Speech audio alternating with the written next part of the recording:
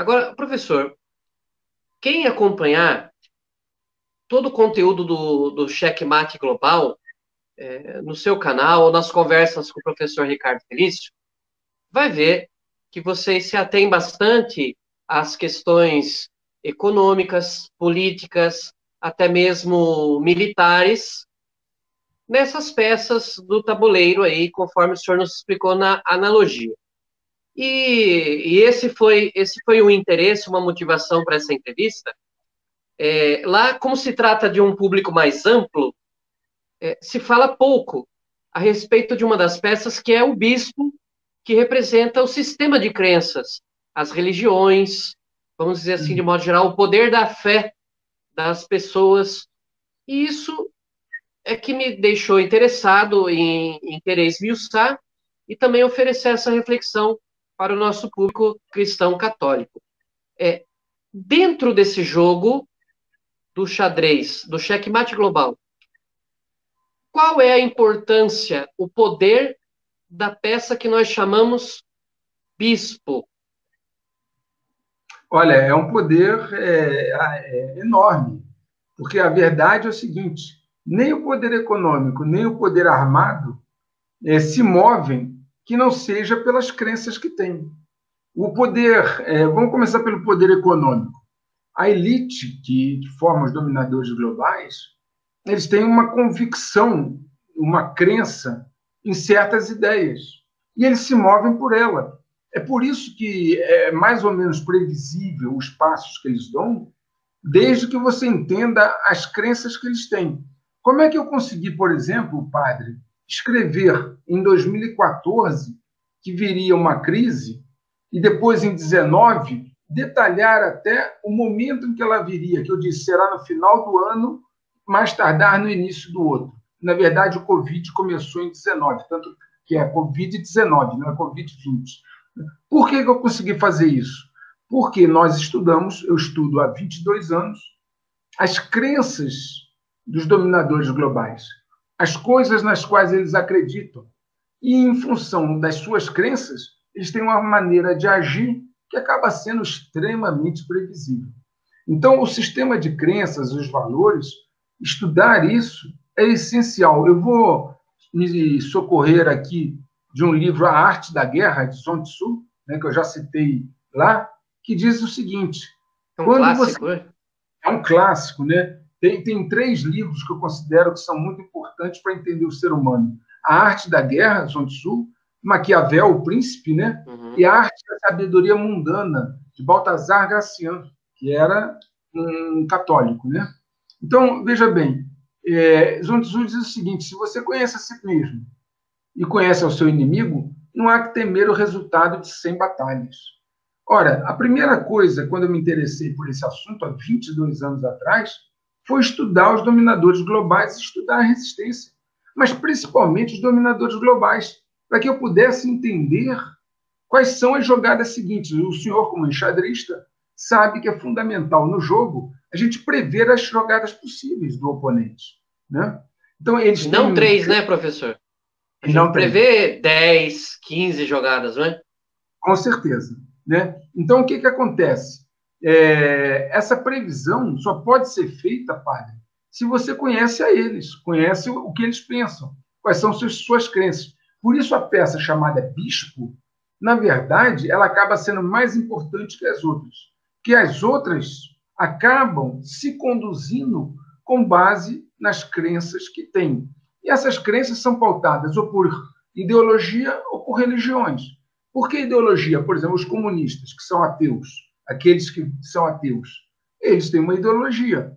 Eles não são moldados por uma religião, mas são moldados por uma ideologia, por uma crença, por um sistema. Né? Existem no planeta diversos sistemas de crença, ou e também, assim, várias religiões. E esses sistemas de crença e essas religiões é quem ditam como as pessoas funcionam. Se você vai olhar, por exemplo, os conflitos no Oriente Médio, né? E você precisa necessariamente estudar o sistema de crença dos muçulmanos, por exemplo, xiitas, sunitas, walabitas. Você precisa estudar o sistema de crença dos hebreus, para poder entender como funciona Israel. Ou seja, você precisa estudar o sistema de crenças. O bispo é essencial, padre. Sem compreender o bispo, você não compreende o movimento, não é só das peças. Você não compreende o movimento e o pensamento dos jogadores. Eu pergunto, professor, porque geralmente, na nossa modernidade, as pessoas, em geral, costumam minimizar o papel das religiões. Até hoje, muitas pessoas que têm fé são julgadas pelos outros que não têm como ingênuas, né? Ou como seguindo uma tradição que já não faz mais sentido no mundo tão tecnológico, moderno, etc. E pode ficar aquela impressão de que a única coisa que manda nesse jogo é o poder econômico, é o poder militar, e se joga a importância e o poder da fé, da religiosidade, para terceiro, quarto ou último plano. E no tabuleiro do jogo de xadrez, que é muito dinâmico, a gente não pode ignorar a mobilidade, o alcance e assim, a efetividade da peça chamada bispo, ou seja, do papel das religiões nesse jogo todo. O senhor acha que, usando essa analogia do checkmate global, as religiões podem realmente interferir no jogo? Elas contribuem de modo efetivo em alguma coisa? Sim, eu não tenho dúvida que as religiões, as tradições, o sistema de crenças, né, de cada um é determinante. Volto a dizer, os dominadores globais eles têm uma crença muito estratificada. Eles têm um entendimento até, digamos assim, não só material, onde eles têm uma visão muito estratificada. Eles sabem exatamente aquilo que eles querem. E eles querem isso em função das suas crenças. Não é uma pauta de um ateu. Eles sabem o que estão fazendo. Agora, não estou entrando aqui no mérito, padre, do julgamento das crenças deles. Aí é um outro assunto mais complexo. Mas eles se pautam pelas suas crenças. Entendeu? E as crenças, os sistemas de valores, e aí está incluído as religiões, né, são o que movem as pessoas, a mente das pessoas é tudo. Olha os movimentos que nós tivemos ao longo da história, se eles não foram muitos deles motivados pelas crenças, né? São determinantes. Hoje, olha, essa briga que existe entre árabes e hebreus, lá na Palestina, lá, começou lá atrás, né, com Agar, Abraão, quando teve um filho com Agar, né, que vai lá na Bíblia, quem quiser vai ver que algo de milênios, né? É uma briga de milênios. Abraão, quando Sarai depois virou Sara, né, foi rebatizada, né, quando Sarai ainda era estéril, Abraão teve um filho com Agar, que era sua funcionária, sua empregada. Quando há a visita dos anjos e Sarai vira Sara e ela engravida, né, Abraão renega aquele filho, né, com Agar, e desse tronco vira o povo árabe. Do tronco de Israel, Jacó, etc., vira os judeus, hebreus, na verdade. Né? Uhum. E aí lá já começa tudo. Quer dizer, é necessário saber ler e entender todo esse sistema que representa a peça bispo para compreender a geopolítica. É por isso que eu comecei a nossa conversa, padre, dizendo que, para que eu compreendesse tudo isso, eu tive que transitar de forma multidisciplinar, né? Na área de economia, na área militar, na área de inteligência, e eu li a Bíblia várias vezes. Eu estudei em vários colégios católicos e protestantes. Né? Eu estudei um pouco, né? Não muito, claro, de teologia. Né? Estudei em três Bíblias diferentes, a Bíblia de Jerusalém, a Bíblia Thompson, né? E a Bíblia comum, Almeida, né? Que é dos evangélicos lá. Eu li várias Bíblias, até para ver se a tradução, a interpretação era adequada. Né? Uma Bíblia de Jerusalém, da editora Paulus, tem uma maneira, às vezes, de traduzir alguns versículos diferentes do que o Almeida lá traduziu. Né? A Bíblia Thompson tem uma outra abordagem. Então, eu li a Bíblia mais de uma vez. Por quê? porque o sistema de crenças, volto a dizer, o senhor está coberto de razão, o bispo, ele é muito importante nesse jogo, porque é ele que motiva as demais peças e o jogador. Pois é, o que eu sempre continuo dizendo nessa nossa modernidade atual. Não menosprezem a fé, porque ela remove montanhas. E a bomba destrói, mas a fé constrói e até ressuscita. Agora, professor, o bispo, então, que no jogo, nesse tabuleiro do Checkmate Global, representa o sistema de crenças. Essa peça personifica as questões de fé, mas ela leva em conta essa própria divisão que há no modo de crenças entre os seres humanos, porque temos um mundo com católicos, protestantes, muçulmanos, budistas, ateus. Ela personifica de um modo geral as crenças, sem entrar em detalhes desta ou daquela religião. Exatamente. Ela personifica ali no jogo, na nossa parábola, o sistema de crenças. E essa crença, essa fé, pode ser tanto numa questão ideológica, como eu dei o exemplo de uma pessoa que é comunista e ateu, mas ele segue uma ideologia, uma crença, né? Assim como também as religiões. É o sistema de crenças e valores, que podem ser expressos por uma ideologia política, podem ser expressos por uma religião, podem ser expressos até por uma posição filosófica, né? Um filósofo que explane, pode ser um entendimento diferente da vida agora, essas questões de transhumanismo, né? Que estão sendo trazidas aí, colocadas. Tudo isso está personificado ali no jogo, na peça do bispo. E entre os dois jogadores, os dominadores e a resistência, há membros das diversas igrejas de ambos os lados. É uma coisa bem diluída. Não. Não. Bom, dos dois lados, sim, mas eu digo assim, do lado da resistência, há pessoas de diversas crenças. Uhum. E aí eu volto a dizer, crenças e valores. E do lado dos dominadores globais também, pessoas de diversas crenças e valores. Sim. Tá. E assim, mais especificamente a Igreja Católica Apostólica Romana. Qual é o papel dela nesse jogo, nesse tabuleiro, diante dessa batalha entre as peças? Especificamente, a Igreja tem um papel, a Igreja Católica tem um papel, ela é importante. Eu costumo dizer para os meus, não é? Principalmente quando a gente fala de doutrina social da Igreja, história da Igreja, que nós vivemos nos dois planos, não é? O espiritual, claro, por óbvio, mas que a Igreja também tem um papel político, diplomático, no mundo sempre teve, e isso atualmente pode passar mais sem que as pessoas percebam, mas dentro da sua analogia do checkmate, qual é o papel da Igreja Católica, a influência e a atuação dela nesse jogo todo? A Igreja Católica ela tem uma posição diferenciada, porque além de ser uma igreja em si, ela é um Estado, né?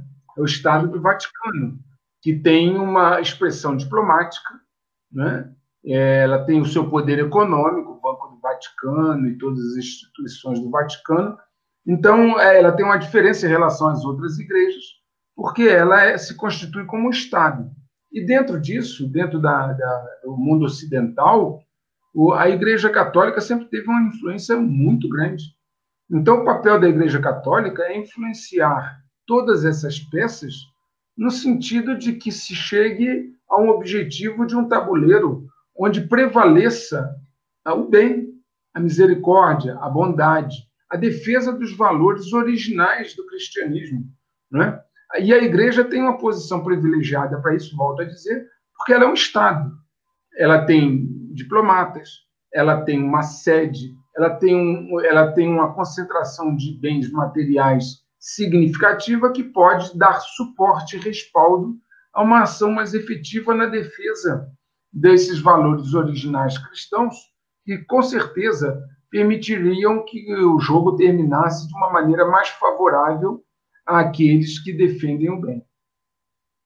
E o que o senhor poderia nos dizer, ainda falando mais especificamente da Igreja Católica Romana,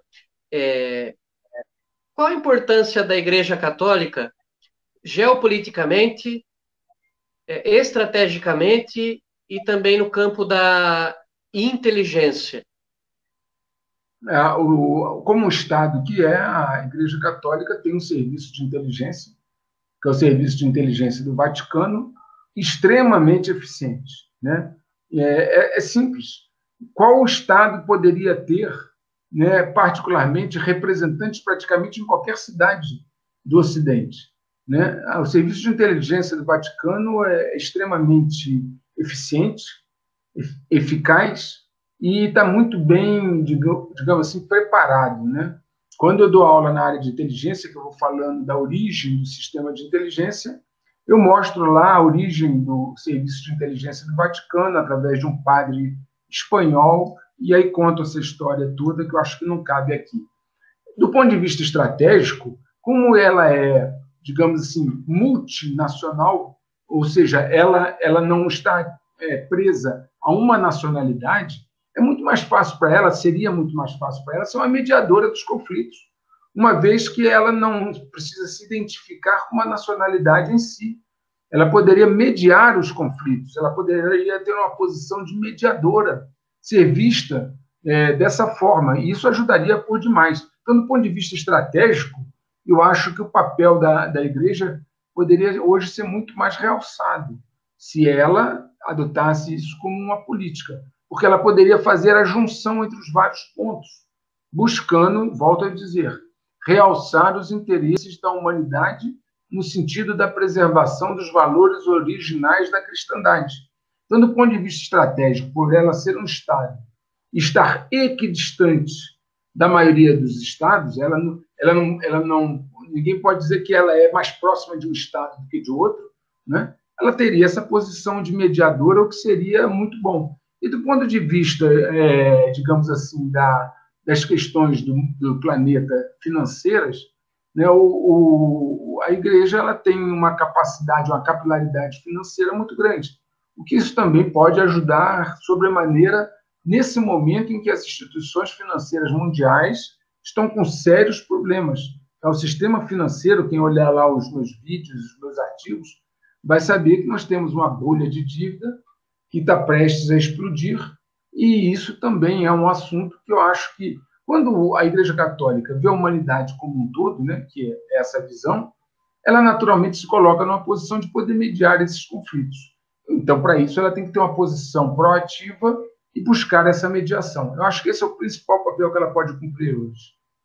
O senhor acha que o fato da Igreja ter mais de 2.000 anos de atividade e experiência, o fato de ela ter uma hierarquia muito bem solidificada, o fato de ter um Papa, não é, que é o governante supremo, o príncipe máximo da Igreja, que atua ali no primeiro momento com seus cardeais, numa capital que é Roma, no estado que é o Vaticano, essa questão da tradição, da antiguidade e da hierarquia muito bem estabelecida, é uma vantagem na hora de jogar? Claro, claro. Todas as organizações, padre, que atravessaram os séculos estão baseadas em duas colunas, hierarquia e disciplina. Desde que o mundo é mundo, por exemplo, existe exército. Né? Desde que fosse uma aldeia, podia ser uma aldeia, ela tinha um grupo de guerreiros. E o princípio que norteava sempre foi hierarquia e disciplina. A igreja está pautada em hierarquia e disciplina. E essas são duas colunas que conduzem qualquer organização e lhe dão uma vantagem competitiva e uma longevidade ao longo do tempo. Agora, professor, nos seus estudos, nas suas análises, o senhor certamente tem as suas fontes. Claro. Com quem o senhor conversa? Pessoas de que área? Do Brasil? Tem também fontes em outros países? Em quais segmentos? Como o senhor é um bom jornalista, o senhor sabe que o jornalista não revela suas fontes, né? Sim, sim. Mas eu vou dizer que a grande maioria, a imensa maioria, não é daqui. né? Sim, são mais pessoas de fora do Brasil. Infelizmente, padre, os brasileiros, mesmo dos níveis mais elevados, eu moro aqui em Brasília, e posso lhe garantir que a maioria dos brasileiros, mesmo aqueles que vocês veem no governo, nos poderes, etc., é muito mal informado, são muito mal preparados para questões estratégicas e de inteligência, e aí realmente me guiar por eles seria muito preocupante. Eu sempre digo uma coisa que é bíblica, né, padre? Uma árvore você conhece pelos seus frutos, não é verdade? Isso é bíblico. É verdade. Qual é o fruto que o Brasil deu? Dessa elite que está aí até hoje. Olhe para o Brasil, que é o fruto dessa elite. Se você achar que o Brasil está bem, então você vai concluir que a elite funciona bem. Se você entender que o Brasil não está bem, não tem uma economia pujante, não tem um poder militar pujante, não tem... Bom, quem vê os meus vídeos vai saber mais. Logo, você conclui o que é a árvore, né? Então, assim, eu me sigo por raciocínios lógico-dedutivos e discernimento. Se o país não é bom, não está bem, é porque aqueles que o governaram não são bons e não estão bem. Logo, dá para ver o nível das pessoas que governam e governaram o nosso país ao longo desses séculos. Então, é impossível que eu fosse me guiar por esse tipo de gente. É muito pouco, quase... É muito pouco o nível de informações que eu obtenho de pessoas daqui. Eu pergunto isso, professor, porque quero esclarecer para quem está nos assistindo, né? O professor Luiz Antônio sempre deixa bem claro nos vídeos dele que ele não se deixa afetar nem mover por qualquer tipo de paixão, partidarismo, preferência ou personalismo. Como ele mesmo fala nos vídeos dele, ele não fulaniza a situação e as suas teses. Então, antes que alguém queira começar a rotular o professor Luiz Antônio como dessa ala ou daquela, desse partido ou daquele, está a serviço de uma mão ou de outra, não é o caso. Ele é muito idôneo, muito imparcial e certeiro nas análises dele, que não são e não vêm de hoje. Como ele mesmo diz, vem de alguns anos passados já, e as suas análises, que também não são profecias, não é, professor? São embasadas com técnicas de análise de inteligência geopolítica, foram corroboradas pela realidade. Então, sim, temos que dar o braço a torcer a um trabalho que está isento, até onde eu consigo enxergar, dessas baixezas que dominam o debate sociopolítico, econômico nacional, onde se politiciza até mesmo o uso de um remédio, e que alguém que expresse um pouco com mais ênfase uma opinião particular é capaz de sofrer represálias de um mundo todo da internet. Isso que o senhor colocou, padre, é fundamental. As pessoas que veem meus vídeos veem que logo depois os fatos corroboram aquilo que foi colocado. Por exemplo, no meu vídeo 26, eu disse que o ouro ia chegar provavelmente a $2.000 a onça. 2, 3 dias depois, o mercado informou que chegou a $2.000 a onça. Então, na medida em que, ao longo dos vídeos, né, e dos meus artigos, muito daquilo que eu citei, eu vou dizer um percentual relevante, muito significativo daquilo que eu disse, se confirmou, não é processo de evidência nem nada, é técnica de análise de dados. Você coleta dados, passa por uma técnica, monta blocos de informações que geram cenários. E aí, volto a dizer, quanto mais você conhece as pessoas, mais previsíveis elas são, né? E, de fato, isso que o senhor disse, eu friso muito isso, gostaria de deixar isso muito claro para todos que nos ouvem. Eu não sou de partido A, B, nem de... Eu particularmente, não gosto de nada que seja apaixonante, nada que leve em conta sectarismo, nada que demande, digamos assim, análises que não sejam totalmente pragmáticas e técnicas. Porque toda vez que você abdica do discernimento, você corre o risco de fazer um julgamento equivocado. Então, eu não tenho nenhum tipo de apego a paixões, ideologias ou fulanizações, apego a figuras históricas, nada desse tipo.